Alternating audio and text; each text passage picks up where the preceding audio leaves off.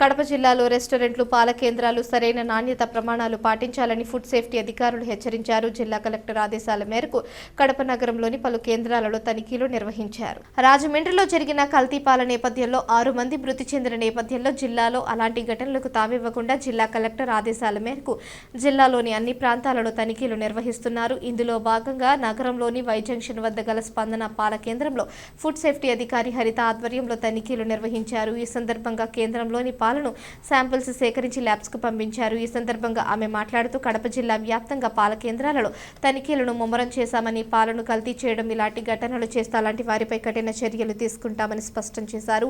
ఇప్పటి వరకు చాలా ప్రాంతాల్లో కేసులు నమోదు చేసినట్లు వారు పేర్కొన్నారు.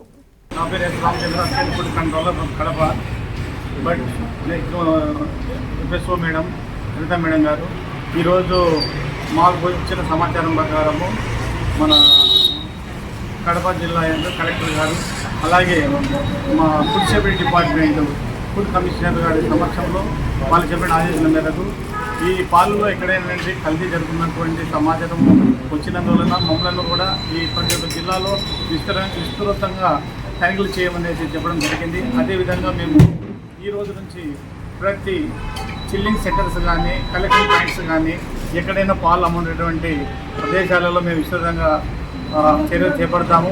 అక్కడ పాల పాయింట్లలో కూడా పాల శాంపుల్స్ కూడా కలెక్ట్ చేసుకుంటాము.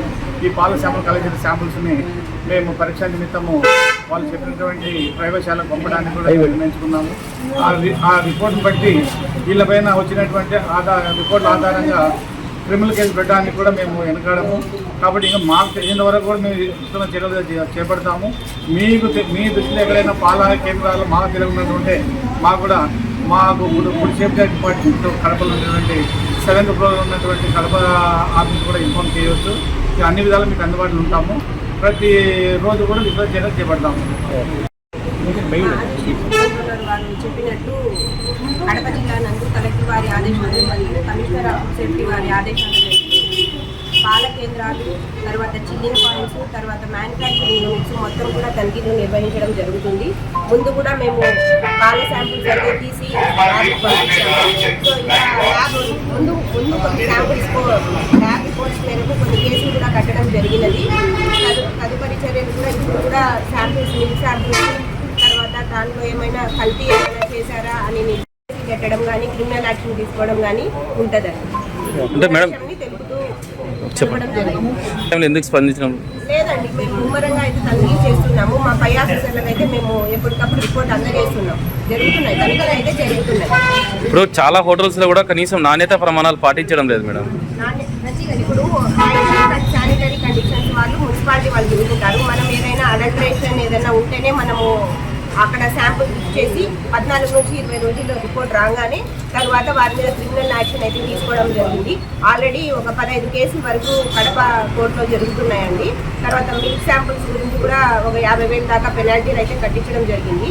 ముమ్మరంగా తనిఖీలు అయితే చేస్తున్నాము. ఈ ఫినాన్షియల్ ఇయర్ నవంబర్, డిసెంబర్లోనే 2 క్రిమినల్ కేసులు అయితే కట్టడం జరిగింది.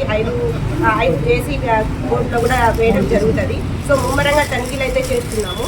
కొద్దిగా స్టాఫ్ కొరత కూడా కలిగి ఉన్నది. మన కడప జిల్లాలో ఉన్నది ఒక food safety officer, field officer ఉన్నారంటే.